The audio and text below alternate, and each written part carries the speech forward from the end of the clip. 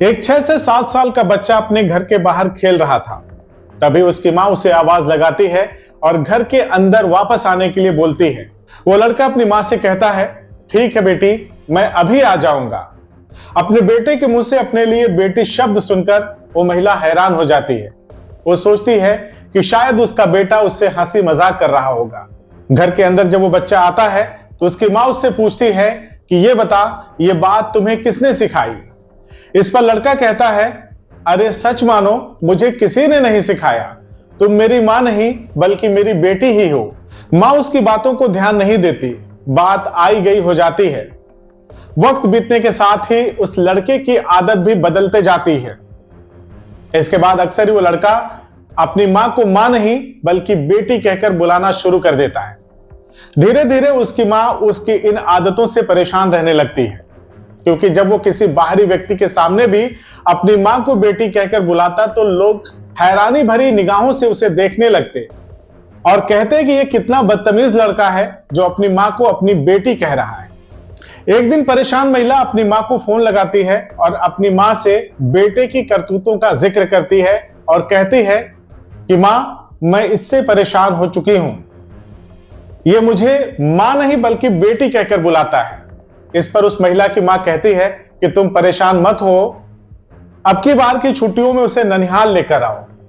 यहां बच्चों के साथ घूमेगा फिरेगा तो सब भूल जाएगा। उस महिला को लगता है कि उसकी माँ सही कह रही है। अब की छुट्टियों में इसे माँ के पास लेकर चलती हूं, हो सकता है कि ये सुधर जाए। खैर, वो दिन भी आ जाता है जब वो महिला अपने बेटे को लेकर अपने मायके पहुंचती है।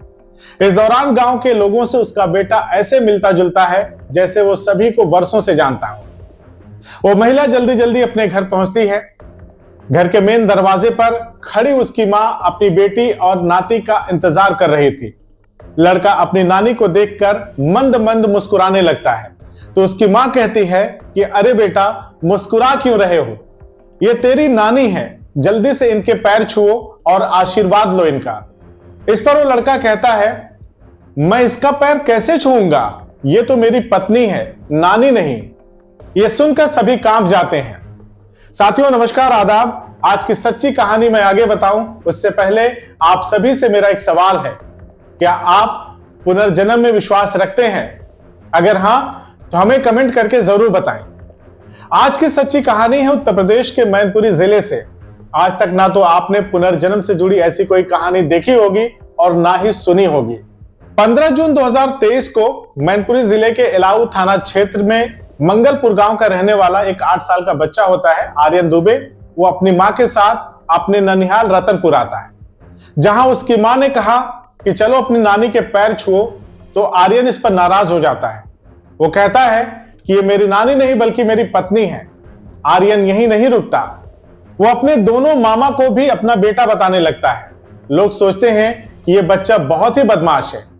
परिवार के लोगों ने बच्चे के मुंह से यह सुनकर इसे मजाक में लिया, लेकिन आर्यन तभी कुछ ऐसा कहता है जिसे सुनकर पूरा परिवार सन्न रह जाता है, स्तब्ध रह जाता है। वो कहता है कि सच मानो, आखिर मैं झूठ क्यों बोलूंगा, मेरा नाम आर्यन नहीं बल्कि मनोज मिश्रा था। जैसे ही ये शब्द वहां पे उपस्थित लोग सुनते हैं, सभी अवाक रह जाते हैं, सन्न रह जाते हैं। इसके बाद आर्यन अपने परिवार के लोगों को अपने जन्म से पहले की घटना के विषय में बताता है। इसके बाद वो अपने पिछले जन्म की तमाम बातों को भी बताता है, जिसे सुनकर सभी हैरान और परेशान हो जाते हैं। गांव के लोगों को जैसे ही खबर मिलती है तो लोगों का तांता लग जाता है। लोग ये देखने दौड़े दौड़े आते हैं कि आखिर ये संभव कैसे है। लोग आर्यन को ऐसे देख रहे थे जैसे वो कोई बच्चा नहीं, अजूबा हो। इसके बाद आर्यन वो सारी बातें बताना शुरू करता है जो उसके जन्म से पहले हो चुकी थी। आर्यन बताता है कि 8 साल पहले 9 जनवरी 2015 को जब वो अपने खेतों में काम करने गया था तो वहां खेत में उसे एक छेद दिखाई देता है। खेत का सारा पानी उस छेद के रास्ते अंदर जा रहा था। इस पर वो सोचता है कि क्यों ना उस छेद को बंद कर दे। आर्यन बताता है कि जैसे मनोज मिश्रा, यानी कि मैंने जैसे ही पैर से उस छेद को बंद करने की कोशिश की तो उसे सांप ने डस लिया, जिसकी वजह से वो बेहोश हो गया और अस्पताल ले जाते समय रास्ते में उसकी मौत हो गई।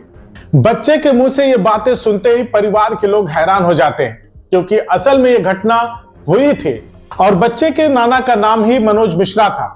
आर्यन दुबे यही नहीं रुकता, वो बताता है कि जब उसकी मौत हुई थी उस समय उसकी बेटी रंजना, यानी कि जो वर्तमान में उसकी मां होती है, वो गर्भवती होती है। आर्यन कहता है कि मेरी मौत के पश्चात मेरी 13वीं वाले दिन मेरी बेटी रंजना ने एक बेटे को जन्म दिया, जो मैं ही हूं। यानी पिछले जन्म के मनोज मिश्रा ने अपनी बेटी के गर्भ से आर्यन दुबे के रूप में जन्म लिया।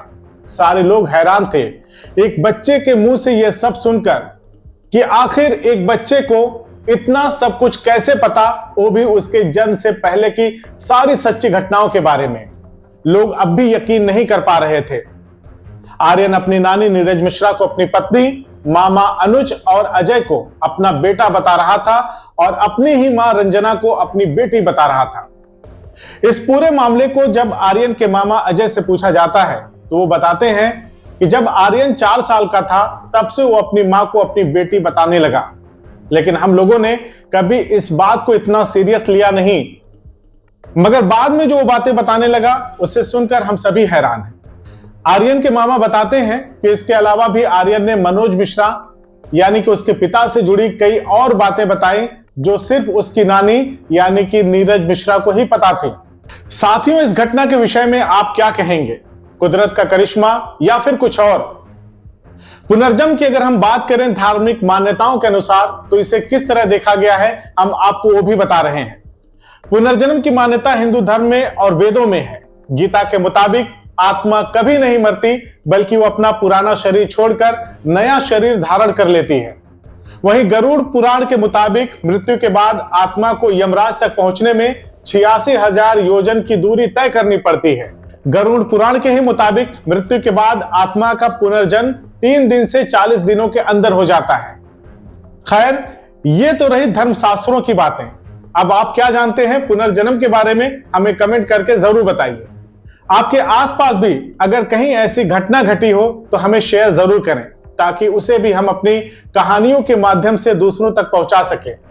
ऐसे ही रोचक और अपराधों से जुड़ी हुई कहानियों को देखने और सुनने के लिए देखते रहिए बदलेगा भारत। जय हिंद।